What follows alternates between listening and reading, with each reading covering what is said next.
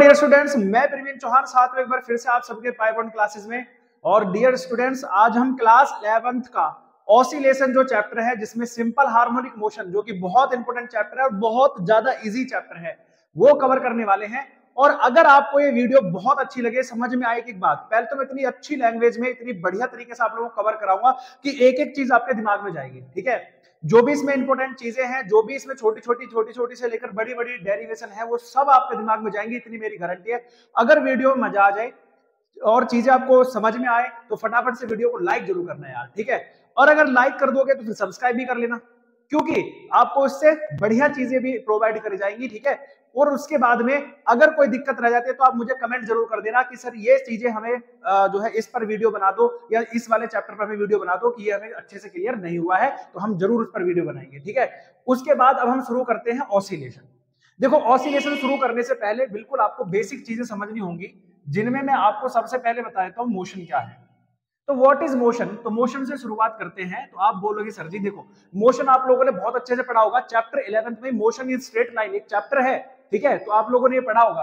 तो मोशन क्या होता है कि इफ एन ऑब्जेक्ट, ठीक है जी, if an object change its position, ऐसे लिख लो, चेंज इट्स पोजीशन, ठीक है जी। अगर कोई ऑब्जेक्ट अपनी पोजीशन चेंज करता है, if an object change its position with respect to time, ठीक है जी, then it is said to be in motion, then it is said to be, ठीक है, said to be in motion. ये हमने बातें कवर करी थी भैया, है ना, ये इतना हम लोग जानते हैं कि मोशन ये होता है।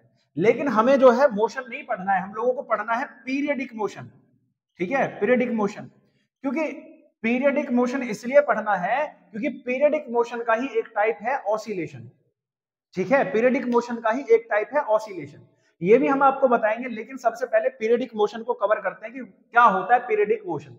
तो आप कहोगे सर, इफ एन ऑब्जेक्ट, ठीक है जी, इफ एन ऑब्जेक्ट, ठीक है, रिपीट, ऐसे लिख लो, repeat its path, repeats its path और पोजीशन।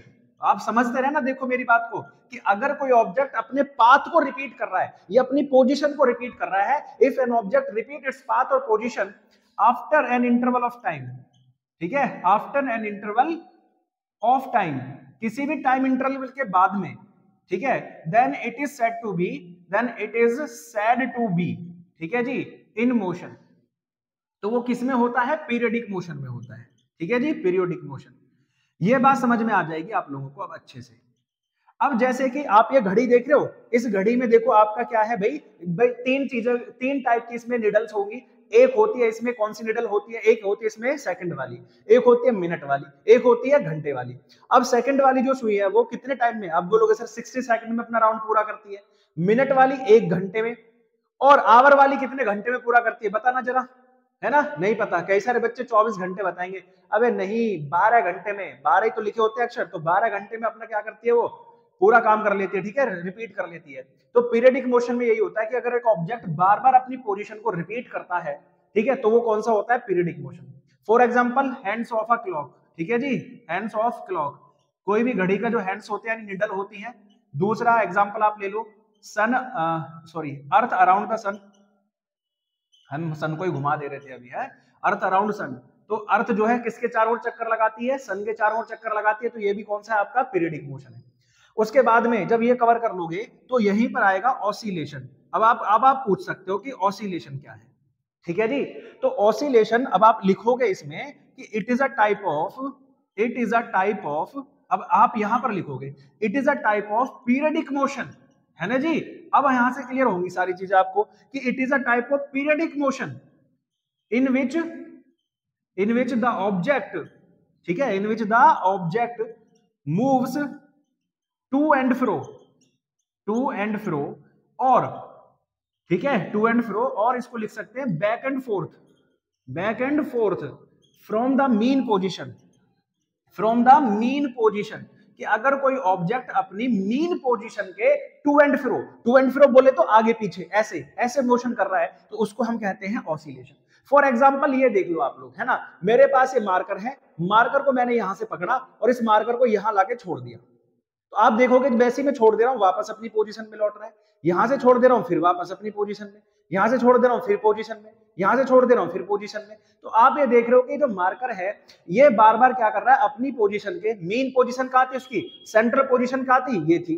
अब इसके वो क्या कर रहा है, ये तो 2 आ रहा है फिर 4 आ रहा है, मतलब या तो 2 या 4, 2 या 4, 2 या 4, इस तरह से मोशन कर रहा है, तो इसी को हम कहेंगे ऑसिलेशन। क्लियर होगी बातें, वेरी गुड। अब इसी ऑसिलेशन में हम लोगों को पढ़ना है सिंपल हार्मोनिक मोशन, क्योंकि यही हमारे सिलेबस में है कि सिंपल हार्मोनिक मोशन हमें कवर करना है। ठीक है, ध्यान से सुनना। तो यही ऑसिलेशन बन जाएगा सिंपल हार्मोनिक मोशन। भाई यही मोशन पढ़ा, मोशन के बाद पीरियडिक मोशन, पीरियडिक के बाद हम लोगों ने पढ़ा कि ऑसिलेशन क्या होते हैं। अब यही ऑसिलेशन बन जाएगा पीरियडिक मोशन। ध्यान से समझना, यही ऑसिलेशन बनेगा सिंपल हार्मोनिक मोशन। कब, जब हम लिखेंगे, इनको चीजें मैं आपको समझा रहा हूँ कुछ बातें, तब जाके यही आपका ऑसिलेशन बनेगा सिंपल हार्मोनिक मोशन। तो हेडिंग डालेंगे simple harmonic motion. Okay dear friends, अब हम बात करेंगे कि यही जो ऑसिलेशन थे ये बनेंगे आपके कौन से भैया, सिंपल हार्मोनिक मोशन। तो पहले समझ लो, लिखा है a particle is said to be in SHM if it moves back and forth along its central position. अगर वो ऑब्जेक्ट अपनी सेंट्रल पोजीशन के बैक एंड फोर्थ या टू एंड फ्रो मूव करता है तो वो सिंपल हार्मोनिक मोशन में होगा।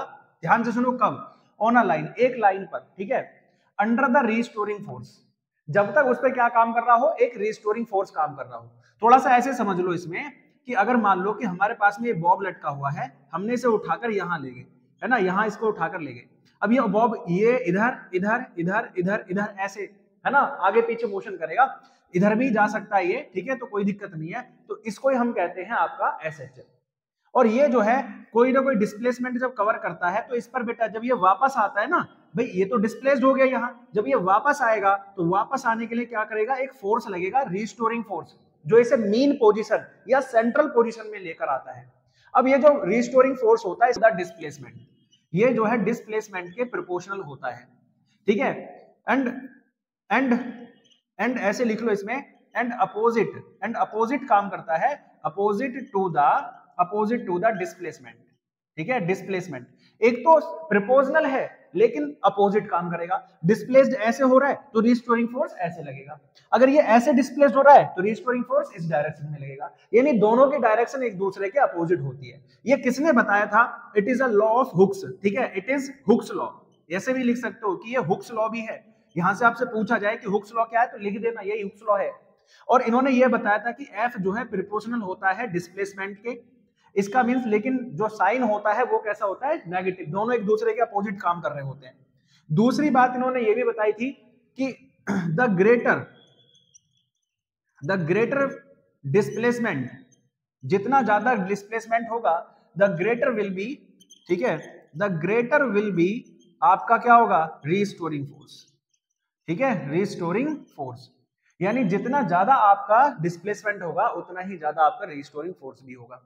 ये बातें हमारी कवर हो गई हैं, हमने ये दोनों चीजें कवर कर ली हैं। आप लोग समझ गए होंगे कि भाई एसएचएम क्या होता है, कि अगर एक पार्टिकल एसएचएम कर रहा है तो वो एक अलोंग लाइन के क्या करेगा, अपनी मेन पोजीशन के क्या करता है, टू एंड फ्रो यानी बैक और फोर्थ मूव करता है, और उस पर क्या काम कर रहा होता है, एक रिस्टोरिंग फोर्स काम कर रहा होता है।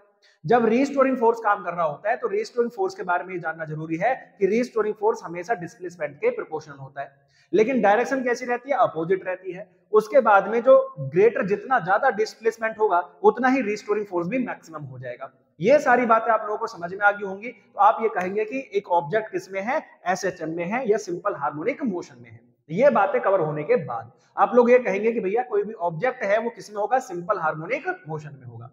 ध्यान से समझ लेना इस चीज को, आपको समझ में आ गई होंगी बातें। अब हम चलते हैं कि अगर कोई object simple harmonic motion cover करता है तो उसकी इक्वेशन ऑफ मोशन क्या होगी।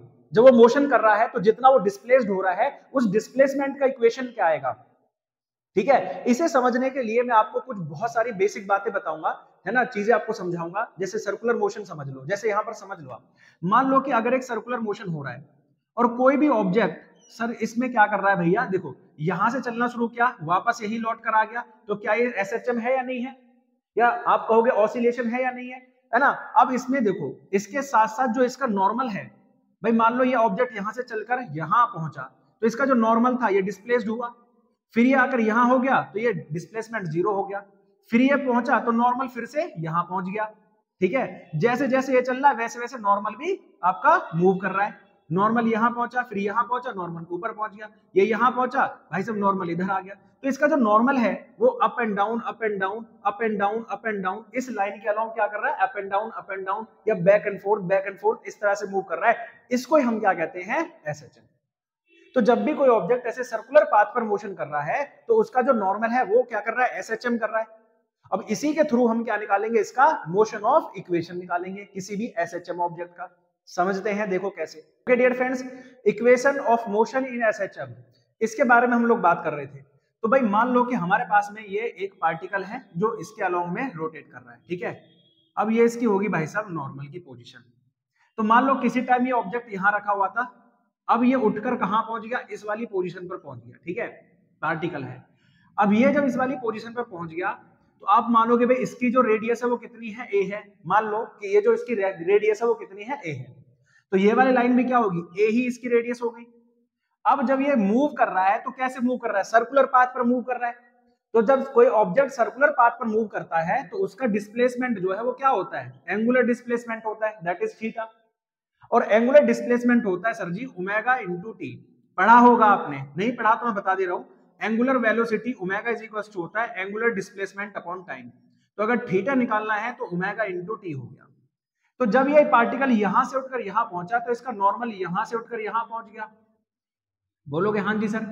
अगर ये नॉर्मल यहां पहुंच गया तो कितना डिस्प्लेस्ड हुआ है सर जी, वाई डिस्टेंस। अब आप बोलोगे सर जी ये तो एक जेड फॉर्म बन रही है, तो अगर ये थीटा है तो ये वाला भी थीटा हो जाएगा, है ना, ऑल्टरनेट इंटीरियर एंगल से। अगर ये थीटा है तो ये भी थीटा हो गया। तो अगर मुझे y निकालना है, डिस्प्लेसमेंट निकालना है, तो आप बोलोगे sir ji sine theta is equals to होता है परपेंडिकुलर अपॉन में हाइपोटेनियस।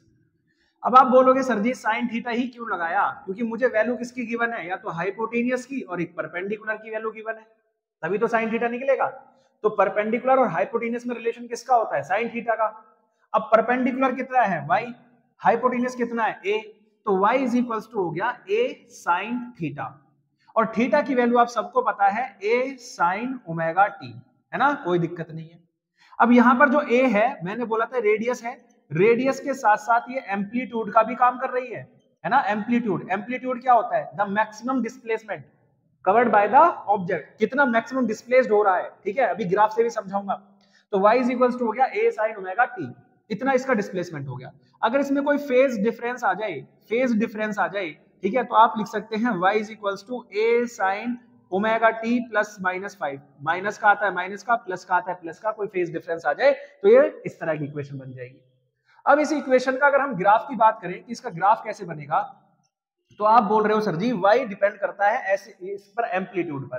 तो एम्पलीट्यूड का जब ग्राफ बनाओगे तो सर ये तो पॉजिटिव भी होगा नेगेटिव भी होगा, इस तरह से ग्राफ चलेगा। तो यहाँ प्लस a से माइनस a तक ग्राफ जाएगा, तो आप देखोगे सर ये इस तरह का ग्राफ यहाँ पर आपको देखने के लिए मिल जाएगा, ठीक है। तो ये जो a है ये मैक्सिमम डिस्प्लेसमेंट, चाहे ऊपर हो चाहे नीचे हो, maximum displacement covered by the object is known as its, क्या बोलोगे, एम्पलीट्यूड, ठीक है ना बेटा, समझ गए।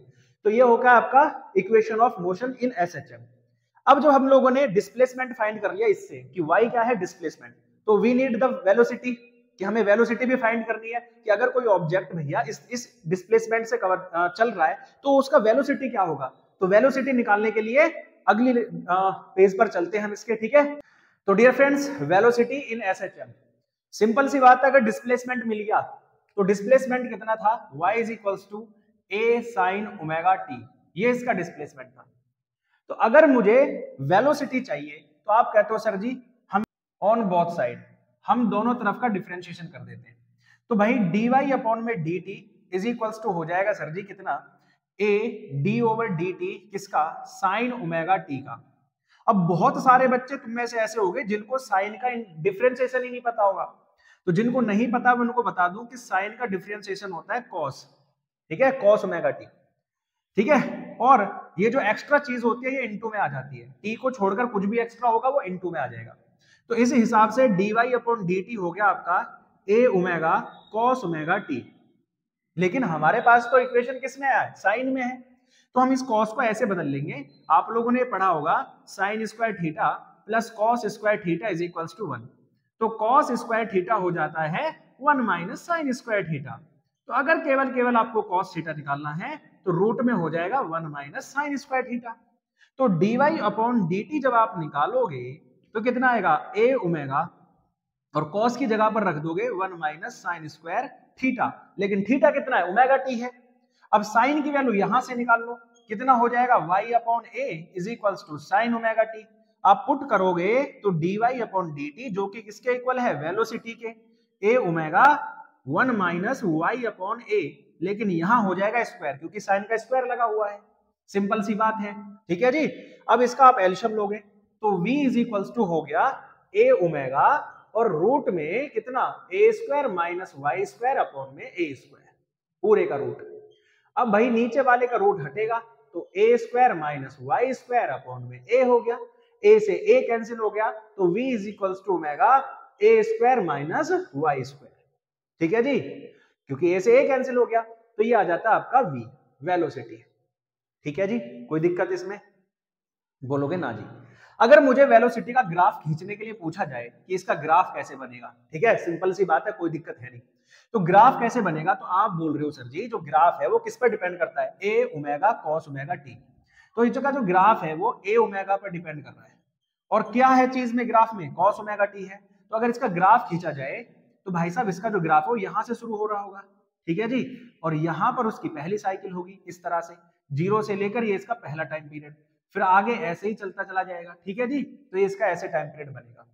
तो ये बनेगा आपका ए ओमेगा से शुरू हो रहा है ना, तो आप बोलोगे सर जी कॉस का एक ग्राफ बन रहा है तो इस तरह से इसका एक साइकिल पूरा होगा, फिर अगली एक साइकिल पूरा होगी, इस तरह से चलेगा इसका ग्राफ। ठीक है, तो इसका हो गया कौन सा, वेलोसिटी ग्राफ ऑफ एसएचएम। ठीक है, कोई दिक्कत इसमें, कोई समस्या नहीं है, बिल्कुल आसानी से कराए। y equals to a sin omega t, differentiate कर दिया, वैल्यू पुट कर दी, ग्राफ बना दिया, सारी बातें समझ में आ गई, जय हो भाई साहब। अब उसके बाद में हम लोग चल रहे हैं किस पर, अच्छा हमने क्या कर लिया, इक्वेशन निकाल ली, वेलोसिटी निकाल ली, इसके बाद में तो एक्सीलरेशन निकालना बनता है यार। ठीक है, फाइंड द एक्सीलरेशन। चलें, टिक टिक टिक भाई। तो बोलो मजा आ रहा है कि नहीं, एकदम सारी चीजें आप लोगों को समझ में आ रही है कि नहीं? अगर सारी चीजें समझ में आ रही है तो भाई अब तो एक बार फटाफट से क्या बनता है, एक लाइक एंड एक सब्सक्राइब बनता है। बहुत मेहनत से एक वीडियो बनाते हैं because we don't have smart board, tick tick tick tick ऐसे नहीं चल सकते ना हम लोग, गाड़ी slow slow slow slow slow slow चलती है ना, बहुत मेहनत करनी पड़ती है। तो इसके लिए एक लाइक, एक सब्सक्राइब एंड एक कमेंट तो बनता है कि भाई साहब आपको मजा आ रहा है कि नहीं, है ना। फिजिक्स है ही इतनी आसान, बहुत मजेदार है भाई, कुछ भी नहीं है इसमें, एकदम झिंगल वाला जूझू, लाइफ मजा आ जाता है। ठीक है, तो एक्सीलरेशन इन एसएचएम कॉन्सेप्ट समझना है बस। अब आपको पता है कि सर हमारे पास जो इक्वेशन है वो है a sin ओमेगा टी, और जब मैंने इसका क्या किया था, जब मैंने इसका डिफरेंशिएशन किया था, है ना, डिफरेंशिएशन किया था, डिफरेंशिएटिंग ऑन बोथ साइड, जब हमने ऐसे कुछ किया था तो dy अपॉन dt निकल कर आ गया था a omega cos omega t। ये क्या था, ये तो सर जी वेलोसिटी थी, लेकिन हमें क्या चाहिए, एक्सीलरेशन चाहिए। तो हम इसका फिर से अगेन, है ना, अगेन डिफरेंशिएटिंग, है ना, डिफरेंशिएटिंग ऑन बोथ साइड, हम फिर से इसका क्या कर देंगे, डिफरेंशिएशन। तो ये हो जाएगा सर dv अपॉन dt, और dv अपॉन dt को हम एक्सीलरेशन अल्फा कहते हैं, है ना, अल्फा मान लो। तो यहां आप a ओमेगा और फिर से भाई साहब d ओवर dt किसका कर दोगे, cos ओमेगा t का कर दोगे। तो इस तरह से अल्फा आ जाएगा a ओमेगा, और cos ओमेगा t का होता है माइनस साइन ओमेगा t, जिन बच्चों को नहीं पता था सुन लेना, और ओमेगा एक्स्ट्रा है तो ओमेगा का अलग से होगा। तो अल्फा इज इक्वल्स टू आ गया a ओमेगा स्क्वायर, माइनस भी है, और साइन ओमेगा t। ठीक है जी, अब साइन ओमेगा t की वैल्यू यहां से y अपॉन a हो जाएगी, तो क्यों ना पुट कर दिया जाए। तो अल्फा इज इक्वल्स टू हो जाएगा माइनस a ओमेगा स्क्वायर और y अपॉन में a से a कैंसिल हो जाएगा, तो alpha is equals to minus omega square y। दो बातें यहां से समझाऊंगा, ग्राफ एंड टाइम पीरियड। अगर मुझे टाइम पीरियड निकालना है तो t इज इक्वल्स टू होता है 2 पाई अपॉन में ओमेगा। यहां से अगर ओमेगा की वैल्यू निकालोगे, समझो ध्यान से, यहां से ओमेगा की वैल्यू निकालोगे तो alpha upon y is equals to omega square, minus को भूल जाओ थोड़ी देर के लिए। तो ओमेगा की वैल्यू क्या आ गई, आप बोलोगे सर जी रूट में एक्सीलरेशन अपॉन में डिस्प्लेसमेंट, यही तो आ गई। बोलोगे हाँ जी सर कोई दिक्कत नहीं है, यहां पुट कर दो। तो टाइम पीरियड हो जाता है 2 पाई अपॉन में ओमेगा, ओमेगा क्या है, एक्सीलरेशन अपॉन में डिस्प्लेसमेंट। अब ये चीज ऊपर चली जाएगी तो ये हो गया सर जी 2 पाई डिस्प्लेसमेंट अपॉन में एक्सीलरेशन। तो अगर मुझे किसी भी ऑब्जेक्ट का टाइम पीरियड फाइंड करना है तो मैं ये वैल्यू लगाऊंगा, कि 2 पाई अंडर रूट में डिस्प्लेसमेंट अपॉन में एक्सीलरेशन, बस बात खत्म। And we can find the time period of any object. अगर कोई ऑब्जेक्ट क्या कर रहा है, आप बोलोगे सर अगर कोई ऑब्जेक्ट एक्सीलरेट कर रहा है, एसएचएम मोशन कर रहा है, तो हम उसका टाइम पीरियड भी फाइंड कर सकते हैं। We have the formula. उसके बाद अगर इसका ग्राफ बनाया जाए, ठीक है, तो यहां बना देता हूं ग्राफ, है ना, समझो। आप बोलोगे सर जी ए ओमेगा स्क्वायर माइनस ए ओमेगा स्क्वायर, तो अल्फा पहले किस में जा रहा है, माइनस में, तो शुरुआत कहां से होगी, नीचे से होगी, फिर ऊपर जाएगी इस तरह से, ये पहला मोशन हो गया, फिर इसी तरह से बाकी के आगे मोशन भी होते रहेंगे, तो ये इसका ग्राफ हो जाएगा। लो जी, सिंपल सी बात है, ठीक है। यहां से यहां तक क्या होगा टी, फिर आगे क्या होगा 2t, 3t, 4t लगा देना, ठीक है। बात समझ में आ गई। तो ये हो गया इसका ग्राफ, एक्सीलरेशन SHM। देखो ग्राफ बहुत इंपॉर्टेंट है, यहां से सवाल बन जाते हैं, ग्राफ बनाने के लिए भी आ जाता है, तो इनको समझ लेना, रटना नहीं है कुछ भी चीज को। मैंने कहा physics is the game of mind, ठीक है, कॉन्सेप्ट समझना होगा आप लोगों को, और जब आप कॉन्सेप्ट समझ जाएंगे तो सब कुछ झिंगा लाला झूझू, ठीक है, एकदम तगड़े तरीके से। तो बोलो यहां तक की बातें समझ में आई, सारा झिंगा लाला लग रहा है ना, एकदम बढ़िया तरीके से। अब इतनी सारी बातें कवर करने के बाद में, ठीक है, एसएचएम में हमने इतनी सारी बातें पढ़ने के बाद में अब क्या किया जाए सर, तो भैया अब निकाल ली जाए, जब कोई ऑब्जेक्ट चलता है, टिक टिक टिक टिक, एनर्जी होती है ना उसमें, बोलो चलेगा तो एनर्जी होगी ना, बोलोगे हाँ जी सर। अरे एनर्जी है तो कौन कौन सी एनर्जी है, आप बोलोगे काइनेटिक भी है, पोटेंशियल भी है, और दोनों को जोड़ दो तो टोटल एनर्जी भी है। तो भैया यही तो फाइंड करना है कि kinetic energy, potential energy and total energy of body in SHM, कि अगर कोई बॉडी एसएचएम कर रही है तो उसकी एनर्जी फाइंड कर लो, और उसका ग्राफ भी फाइंड कर लो। फिर चलो बता दें, चलते हैं फिर। हाँ जी भाई, अब देखो अगर कोई बॉडी एसएचएम कर रही है, भाई चल रही है, तो उसमें काइनेटिक एनर्जी भी होगी, पोटेंशियल एनर्जी भी होगी, उसके साथ साथ इन दोनों का टोटल एनर्जी भी हमें निकालना है। तो फर्स्ट ऑफ ऑल हमें काम करना है काइनेटिक एनर्जी पर। अब काइनेटिक एनर्जी का फॉर्मूला होता है हाफ mv²। बोलोगे हाँ जी सर, अगर कोई बॉडी सिंपल हार्मोनिक मोशन कर रही है तो उसमें क्या होती है, काइनेटिक एनर्जी होती है, पोटेंशियल एनर्जी होती है और टोटल एनर्जी होती है। तो चलो इसके बारे में बहुत बेहतरीन तरीके से बात करते हैं। तो काइनेटिक एनर्जी जो होती है उसका फॉर्मूला होता है हाफ mv²। अब v की वैल्यू कहां से फाइंड करोगे, तो v की वैल्यू अभी हम लोगों ने फाइंड की थी omega root a² minus v², ठीक है, बहुत सिंपल तरीके से एकदम बेहतरीन भाषा में आपको समझा रहा हूं। तो आप कहोगे सर के इज इक्वल्स टू हो गया हाफ m, v की वैल्यू पुट कर देंगे ओमेगा a² माइनस y², और इसका भी क्या है होल स्क्वायर, ठीक है, सिंपल सी बात। अब हम लोगों को पता है कि भाई के इज इक्वल्स टू हो जाएगा हाफ m, स्क्वायर करोगे तो ओमेगा का स्क्वायर a² माइनस y², ठीक है, ये हो गया। अब आप इसमें मल्टीप्लाई करोगे तो half m ओमेगा² a² minus half m ओमेगा² y², ठीक है भाई, इसकी मल्टीप्लाई इसमें, इसकी मल्टीप्लाई फिर इसमें, ये होगी टोटल इसकी काइनेटिक एनर्जी। अब हमें निकालनी है potential energy, and you know that जब पोटेंशियल एनर्जी निकालते हैं तो वर्क डन निकालना पड़ता है। तो वर्क डन कितना होता है, तो आप बोलोगे सर छोटा सा work done, force into displacement, और यहाँ जो फोर्स लगता है वो रिस्टोरिंग फोर्स लगता है, और अगर फोर्स रिस्टोरिंग है तो साइन किसका आता है, माइनस का आता है। तो dw इज इक्वल्स टू हो गया सर जी, F की वैल्यू होती है माइनस m इंटू ए इंटू में dy। अब a जो है, a क्या सर जी, एक्सीलरेशन है, तो एक्सीलरेशन है तो भैया आप एक्सीलरेशन की वैल्यू रखोगे माइनस ओमेगा² इंटू वाई। एसएचएम में जो एक्सीलरेशन होता है उसकी वैल्यू होती है माइनस ओमेगा² इंटू वाई इंटू में dy। अब dw is equals to minus minus plus m ओमेगा² y इंटू dy। अब हम क्या करेंगे, नाउ इंटीग्रेटिंग, है ना, इंटीग्रेटिंग ऑन बोथ साइड, अब दोनों तरफ का हम लोग क्या करेंगे, इंटीग्रेशन कर देंगे। तो dw इज इक्वल्स टू हो जाएगा m ओमेगा² y इंटू dy। d के साथ क्या है y, तो y वाला एलिमेंट ही अंदर रहेगा, बाकी बाहर रहेगा। तो dw is equals to m ओमेगा² y इंटू dy। अभी आप इसमें पुट करोगे तो ये w पूरा निकल के आ जाएगा, ठीक है बेटा। तो ये हो जाएगा m ओमेगा² और y का हो जाएगा y² अपॉन 2, जिसको हम लिख सकते हैं हाफ m ओमेगा² इंटू y²। अब ये जो w है यही पोटेंशियल एनर्जी हो जाती है हाफ m ओमेगा² इंटू y², यही जो है टोटल आपकी पोटेंशियल एनर्जी है। फॉर्मूला याद रखना, क्योंकि जब हम एनर्जी का ग्राफ बनाएंगे तो वेरी इंपॉर्टेंट ग्राफ एनर्जी का, और बहुत आपको ऐसे समझना है कि एनर्जी का अगर आपने सॉल्व करना है तो ग्राफ इंपॉर्टेंट है, तो इसलिए आप लोग इसको फॉर्मूले को याद रखोगे। अब ये तो होगी काइनेटिक एनर्जी का फॉर्मूला, ये हो गया पोटेंशियल एनर्जी। तो टोटल एनर्जी क्या हो जाएगी? तो you know that total energy जो होती है वो काइनेटिक प्लस पोटेंशियल का सम होती है। तो इसको हम ई मान लेते हैं। काइनेटिक का फॉर्मूला था half omega square A square minus half M omega square Y square और प्लस में half M omega square Y square. ये कैंसिल हो जाएगा तो E इज इक्वल्स टू है half M omega square A square. तो एक बात तो आपको समझ में आनी चाहिए यार कि जो टोटल हमारी काइनेटिक एनर्जी है वो भी चेंज हो रही है, किसके according? According to the displacement. कि जैसे आप लोग डिस्प्लेसमेंट को चेंज कर रहे हो उस अकॉर्डिंग आपकी काइनेटिक एनर्जी भी चेंज हो रही है। साथ में पोटेंशियल एनर्जी भी किस पर डिपेंड करती है? डिस्प्लेसमेंट पर डिपेंड कर रही है। तो जैसे जैसे डिस्प्लेसमेंट वेराई करेगा वैसे वैसे आपका पोटेंशियल एनर्जी भी वेराई करता है। लेकिन अगर आप काइनेटिक एनर्जी को टोटल एनर्जी को देखें, दोनों की पोटेंशियल और काइनेटिक को ऐड करें तो टोटल एनर्जी देखते हैं तो ये क्या आ रही है सर? एम्पलीट्यूड पर डिपेंड कर रही है, ये डिस्प्लेसमेंट पर डिपेंड ही नहीं कर रही। इसका मतलब क्या है कि जो टोटल एनर्जी होती है वो कांस्टेंट होती है, वो पोटेंशियल वो आपके डिस्प्लेसमेंट पर डिपेंड नहीं करती है।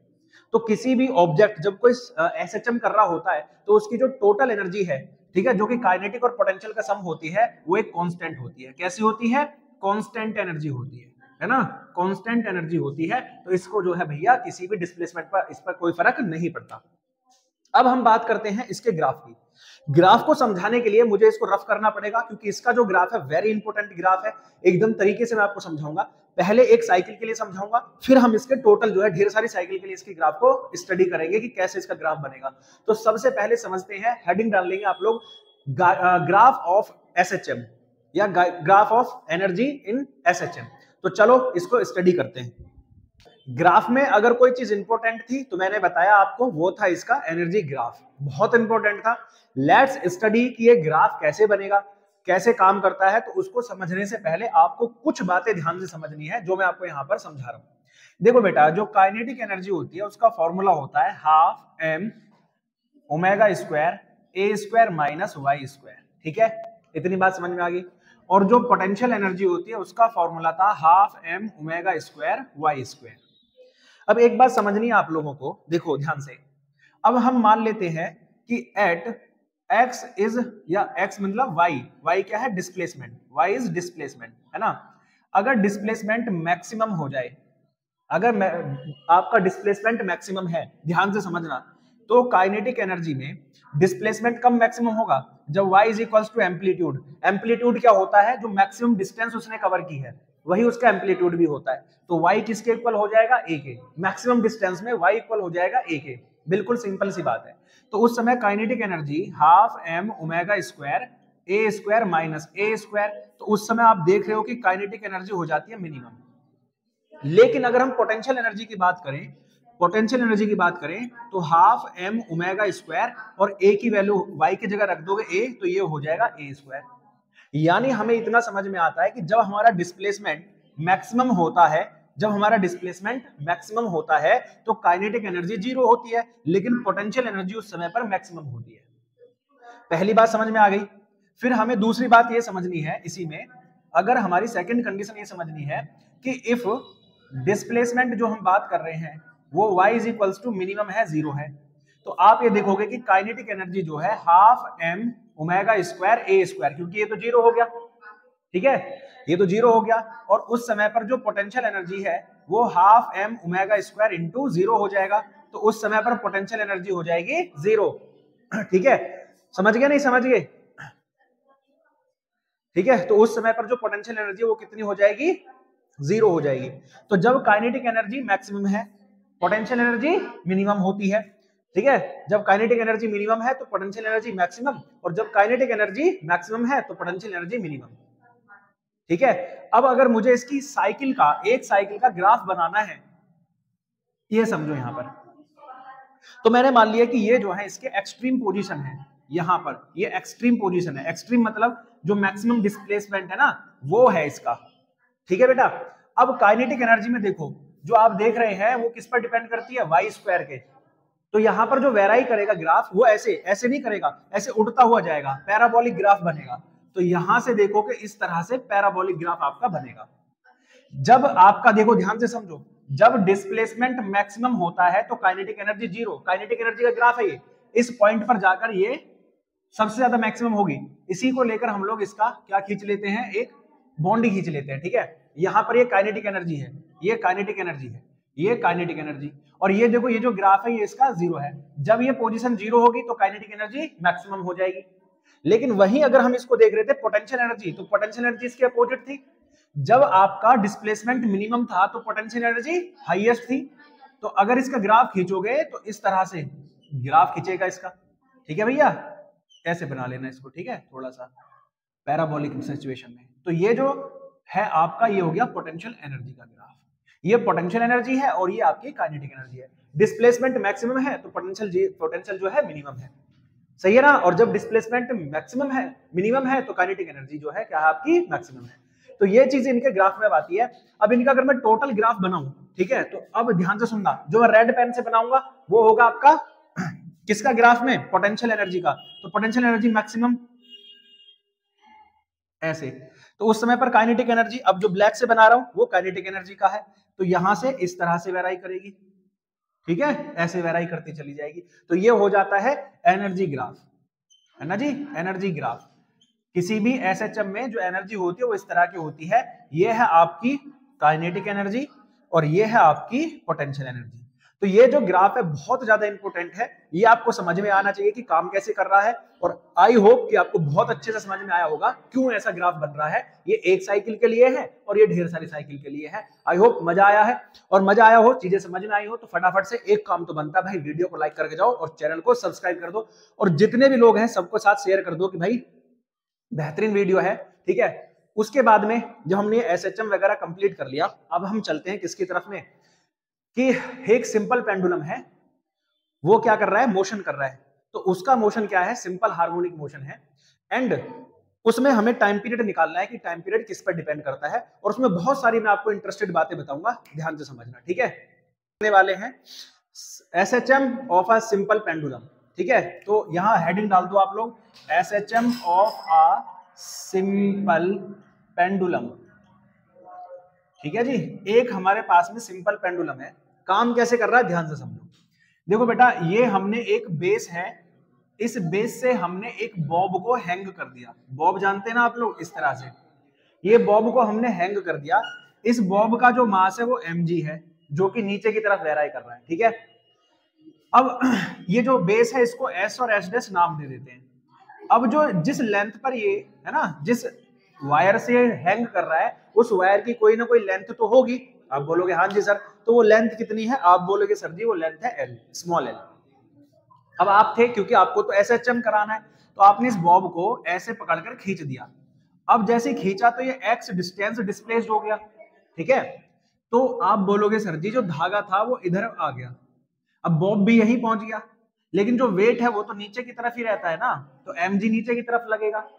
तो आप ये देख रहे हो कि सर इस बॉब ने थीटा एंगल बना लिया, है ना। अब जैसे ही थीटा एंगल बना लिया तो इसका जो वेट है mg वो दो पार्ट में डिवाइड हो जाएगा।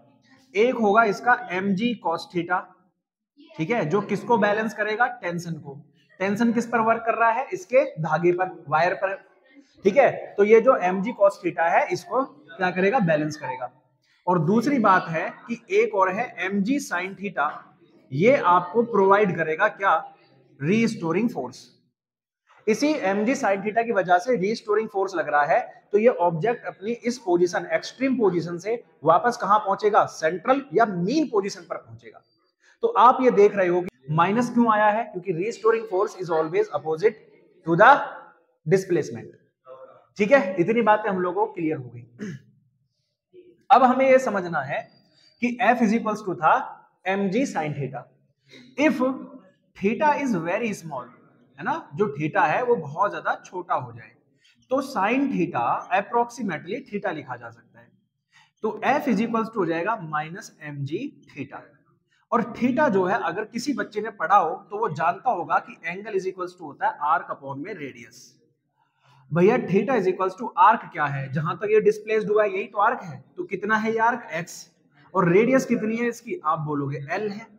तो F इज इक्वल्स टू हो गया माइनस का mg x अपॉन में l। एफ की वैल्यू होती है M A is equals to minus का एम जी एक्स अपॉन में एन। एम से एम कैंसिल हो गया तो ए इज इक्वल्स टू आ गया माइनस जी एक्स अपॉन में एन। ये बात क्लियर होगी। अब अगर मुझे इसका टाइम पीरियड फाइंड करना है, ये तो इतना प्रूव हो गया जिसे हम लिख सकते हैं A is proportional to minus X. अगर ए माइनस एक्स के डिस्प्लेसमेंट के यानी एक्सीलरेशन डिस्प्लेसमेंट के प्रोपोर्शनल आ जाता है तो हम लिख सकते हैं कि the bob is doing SHM, कि ये बॉब जो है एसएचएम कर रहा है। तो हम लिख सकते हैं यहां पर hence the bob is doing SHM. अब मुझे इस बॉब का क्या करना है, टाइम पीरियड फाइंड करना है। नोटिस करना है इस बात को ध्यान से। तो अभी मैंने आपको फॉर्मूला बताया था t is equals to 2 pi root में डिस्प्लेसमेंट अपॉन में एक्सीलरेशन। जितने बच्चों ने अभी तक पूरा देखा होगा उनको समझ में आया होगा। तो t is equals to 2 pi root में डिस्प्लेसमेंट अपॉन एक्सीलरेशन की वैल्यू हम यहां से फाइंड करेंगे। ठीक है, कैसे करेंगे ध्यान से सुनो। a इज इक्वल्स टू है माइनस जी एक्स अपॉन में l, ये l इधर जाएगा तो al is equals to minus का जी एक्स। जी को इधर ले आओ, इसको इधर ले जाओ, तो l अपॉन में g is equals to x upon a। x क्या था डिस्प्लेसमेंट, a क्या था एक्सीलरेशन। तो डिस्प्लेसमेंट अपॉन एक्सीलरेशन किसके इक्वल है, l अपॉन g। साइन लेंगे नहीं, माइनस वगैरह कोई नहीं, तो यहाँ पर l अपॉन g। माइनस क्यों नहीं लेंगे, क्योंकि टाइम पीरियड आपको पता है क्या होता है, एक रेवोल्यूशन को कंप्लीट करने में लगा हुआ समय टाइम पीरियड होता है। टाइम कभी माइनस में हो ही नहीं सकता, सीधी बात है। यहां पर आपको समझ में आ रहा है कि जो टाइम पीरियड है वो लेंथ और ग्रेविटी पर डिपेंड करता है, एंगल पर डिपेंड नहीं करता, इस वाले एंगल पर डिपेंड नहीं करता। इट मींस मैं आपसे ये कहूं कि जैसे हमारे पास ये क्या है, मेरे पास में मान लो बॉब है, इसको मैंने पहले यहां तक उठाया, ठीक है, इस वाले एंगल तक देखा तो भी, और फिर यहां तक देखा तो भी, इसको जो रेवोल्यूशन करने में जो टाइम लगेगा वो दोनों का सेम लगेगा। यानी एक रेवोल्यूशन पूरा करने में जो टाइम लगेगा वो दोनों के लिए सेम होगा, एंगल पर डिपेंड नहीं करता। तो ये किस पर डिपेंड करता है, ये लेंथ पर डिपेंड करता है, ग्रेविटी पर। जैसे एक गर्ल, मान लो अ गर्ल, ठीक है, क्या कर रही है, झूला झूल रही है, और झूला झूलते हुए वो कभी झूले पर बैठ जाती है और कभी झूले पर खड़ी हो जाती है। तो क्या इससे इसका टाइम पीरियड पर कोई डिफेक्ट पड़ेगा? सिंपल सी बात है, क्योंकि सर हाँ, रूट में लेंथ के प्रोपोर्शनल है। अगर वो झूले पर बैठ जाती है तो टाइम पीरियड कम हो जाएगा, और झूले पर खड़ी हो जाती है तो टाइम पीरियड इंक्रीज हो जाएगा। इसीलिए अगर आप बार बार एक झूले पर बैठकर कभी अप कर रहे हो, कभी डाउन कर रहे हो, कभी अप कर रहे हो, कभी डाउन कर रहे हो, जैसे स्विंग ऊपर की तरफ जा रही है तो बैठ जाते हो, नीचे की तरफ आ रही है तो खड़े हो जाते हो, तो इससे क्या होगा, आपके झूले का मोशन बढ़ता चला जाएगा। ठीक है, ध्यान से सुन लेना इस बात को, वेरी इंपॉर्टेंट। ठीक है, तो इस तरह से आप लोगों को ध्यान में रखना है कि टाइम पीरियड जो है आपका लेंथ और ग्रेविटी पर डिपेंड करता है, एंगल पर डिपेंड नहीं करता। वेरी इंपॉर्टेंट चीज है, और आप लोगों को समझ में भी आई होगी कि करना कैसे। यानी एक बार आप किसी से देखो, साइंस क्या कहता है, अब आपको तो पता है, जो नहीं जानते हैं वो तो बार बार झूले को, भाई मुझे धक्का दे तो ही मैं झूलूंगा। लेकिन जिन बच्चों ने साइंस पढ़ी है वो क्या करेंगे, एक बार मुझे हैंग कर दो, इस पर झूला दे दो, फिर उसके बाद में अपने आप, क्योंकि मैं फिजिक्स लगाऊंगा, लेंथ और ग्रेविटी, बैठकर ग्रेविटी कम करूंगा, लेंथ कम हो जाएगी, जिससे मेरा टाइम पीरियड इंक्रीज हो जाएगा। फिर मैं बार बार उस पर बैठूंगा, खड़ा होऊंगा, बैठूंगा, खड़ा होऊंगा, उसके बाद मेरे झूले अपने आप बढ़ते चले जाएंगे, मेरे टाइम पीरियड अपने आप इंक्रीज होता चला जाएगा, और टाइम पीरियड इंक्रीज होगा तो मेरे एम्पलीट्यूड अपने आप बढ़ जाएंगे। है ना, आ जाएगा ना मजा। फिर एक बार हैंग करने के बाद किसी की जरूरत नहीं है, मैं अपने आप झूलता रहूंगा। ठीक, ओके। अब हम बात कर लेते हैं किसकी, इसी तरह का जो सिंपल हार्मोनिक मोशन होता है वो एक स्प्रिंग में होता है। स्प्रिंग कैसे, कि हमने एक स्प्रिंग ली, उसमें एक बॉडी को हम लोगों ने बांध दिया, बॉडी को जैसे ही हमने बांध दिया तो हम उसको क्या कर रहे हैं, खींचकर छोड़ देंगे, तो वो बॉडी ऐसे up down up down up down up down ऐसे मोशन करेगी। जब ये ऐसे मोशन करेगी तो इसका मोशन कैसा होगा, सिंपल हार्मोनिक मोशन होगा। इसी को हमें प्रूव करना है। तो ये हमारा लास्ट डेरिवेशन है, और यहीं पर हमारा चैप्टर हो जाएगा एंड। इसलिए ध्यान से समझना इस चीज को, SHM of a body suspended bye a spring. देखो लेट कर लो, अब इसमें आप लोग समझ लो पहले बिल्कुल ध्यान से। ये हमारे पास में एक बॉडी है, एक स्प्रिंग है, इस स्प्रिंग की लेंथ है L। ठीक है, अब इस स्प्रिंग से हमने कोई ऑब्जेक्ट mg लटका दिया, हैंग कर दिया, तो उसका जो डिस्प्लेसमेंट है सर, ये L लेंथ डिस्प्लेस्ड हो गया नीचे की तरफ, क्योंकि बॉडी लटकाओगे तो नीचे की तरफ भी आ जाएगा। तो जैसे ही ये लटकाएंगे तो एक रिस्टोरिंग फोर्स ऊपर की ओर काम करेगा। ठीक है, ठीक है जी, कोई दिक्कत नहीं। अब इसी स्प्रिंग को हम लोगों ने थोड़ा सा खींचकर छोड़ दिया, तो यहां तक की जो लेंथ थी वो L थी। जैसे हम लोग इसको नीचे से फोर्स लगाकर खींचेंगे, क्योंकि F यहां हो गया, तो एक रिस्टोरिंग फोर्स फिर से F डैश ऊपर की ओर काम करेगा, तो हमने जो इस पर फोर्स लगाया था वो F डबल डैश मान लिया, तो ये y डिस्टेंस और डिस्प्लेस्ड हो गया नीचे की तरफ। ठीक है जी, y डिस्टेंस और नीचे की तरफ डिस्प्लेस्ड हो गया। इस तरह से टोटल, अब जैसे हम इसको खींचकर छोड़ेंगे तो ये बार बार कभी ऊपर जाएगा, कभी नीचे, कभी ऊपर कभी नीचे, कभी ऊपर कभी नीचे, इस तरह से मोशन करेगा। और इसका जो मोशन है वो क्या होगा, सिंपल हार्मोनिक मोशन होगा, ऐसा हमें प्रूफ करना है। उसके बाद इसका जो आपका टाइम पीरियड है वो हमें फाइंड करना है, बस बात खत्म। तो हम लोगों ने एक लॉ पढ़ा था, हुक्स लॉ, पढ़ा था कि नहीं, एक बार जल्दी बताओ। आपने पढ़ा था कि सर हुक्स लॉ कहता है कि force is proportional to the displacement. अब दो केस मानते हैं, केस नंबर फर्स्ट और केस नंबर सेकंड। दो केस है हमारे। तो केस नंबर फर्स्ट में है ना, केस नंबर फर्स्ट में हम लोग जानते हैं कि जो फोर्स वो डिस्प्लेसमेंट कितनी है, एल है। केस नंबर फर्स्ट में जो हमारी डिस्प्लेसमेंट है वो क्या है, एल। अब जैसे हम लोग प्रोपोर्शनल साइन को हटाते हैं, we need a constant that is K, equation number first. उसके बाद में हमने ये देखा रीस्टोरिंग फोर्स ऊपर की ओर लग रहा है, mg नीचे की ओर लग रहा है, तो F plus M G equals to 0। और तो कोई एक्सटर्नल फोर्स है ही नहीं, बोलोगे हाँ जी सर। F की वैल्यू क्या है, minus K L plus M G equals to 0। ये उधर जाएगा तो mg इक्वल्स टू आ जाएगा के एल, इक्वेशन नंबर सेकेंड, खत्म। केस नंबर फर्स्ट से जो हमें मिला हम लोगों ने लिख दिया। सेकंड केस की तरफ चलते हैं। अब हमने इसको क्या किया, थोड़ा सा पुल करके हमने इसको छोड़ दिया, ठीक है। तो वी फाउंड दैट, अगेन इस पर कौन काम करेगा, हुक्स लॉ, है ना जी, हुक्स लॉ। अगेन जब हम इसमें हुक्स लॉ करेंगे तो आप बोलोगे सर एफ प्रोपोर्शनल है, माइनस तो लगाने ही लगाना भाई साहब, किसके, एल यहां डिस्प्लेस हो रहा था, वाई यहां डिस्प्लेस हो गया, तो टोटल डिस्प्लेसमेंट हो गया एल प्लस वाई। कोई दिक्कत, बोलोगे नहीं सर। तो F is equals to minus का के एल प्लस वाई, ये डिस्प्लेसमेंट इसका निकल गया। अब इसके बाद में हमें पता है कि जो इस पर टोटल फोर्स लग रहा है, ठीक है, टोटल फोर्स, टोटल जो इस पर फोर्स काम कर रहा है वो कितना काम कर रहा है, आप बोलोगे F डबल डैश। और ये F डबल डैश किसके इक्वल है, mg और प्लस में F डैश के इक्वल है, ठीक है, किसके इक्वल है, F डैश। अब F double dash is equals to mg plus F dash कहां है, ऊपर की ओर, जो रिस्टोरिंग फोर्स काम कर रहा था वो कितना है, माइनस का k l plus y। F double dash is equals to mg और ये प्लस में, प्लस क्या, माइनस ही ले लो ना, माइनस का kl और माइनस का ky, इतना हो जाएगा। अब इक्वेशन नंबर सेकंड से, from equation number second, equation number second से mg इक्वल है kl के, तो F double dash is equals to KL minus KL minus KY, ये कैंसिल हो जाएगा, तो F double dash minus KY, और F डबल डैश फिर से MA के इक्वल है माइनस KY, तो A जो है फिर से प्रोपोर्शनल आ जाता है माइनस डिस्प्लेसमेंट के। और अगर A एक्सीलरेशन डिस्प्लेसमेंट के प्रोपोर्शनल है तो फिर आप लोग क्या कहोगे, आप लोग कह दोगे sir the object is doing SHM। अब जब इसका टाइम पीरियड हम फाइंड करेंगे तो वो तो सिंपल एक ही बात लिखना है, डिस्प्लेसमेंट अपॉन में एक्सीलरेशन। यहां से आप निकालोगे तो डिस्प्लेसमेंट तो y है, एक्सीलरेशन इधर जाएगा, तो m upon k is equals to y upon a। तो y अपॉन a की वैल्यू होगी m अपॉन k, यहां रख दो, तो t is equals to 2 pi root में m अपॉन k। इसका मतलब क्या है, इसका मीन्स ये है कि सर कि अगर हम कोई भी इस तरह से ऑब्जेक्ट लेते हैं जो हमने किसी भी स्प्रिंग से हैंग कर दिया है, तो उसका जो टाइम पीरियड है वो मास पर डिपेंड करता है। जितना ज्यादा मास होगा टाइम पीरियड भी उतना ही ज्यादा होगा। यानी जितना बड़ा आप मास लगा के यहां रख दोगे, उसको खींचकर छोड़ोगे तो वो अप डाउन उतना ही लेट लेट करेगा, तो टाइम पीरियड इंक्रीज हो गया। छोटा मास लोगे तो छोटे से उसमें करके फिर डिग डिग डिग डिग डिग काम खत्म कर देगा, ठीक है। तो बस यहीं तक इसका आपका चैप्टर था।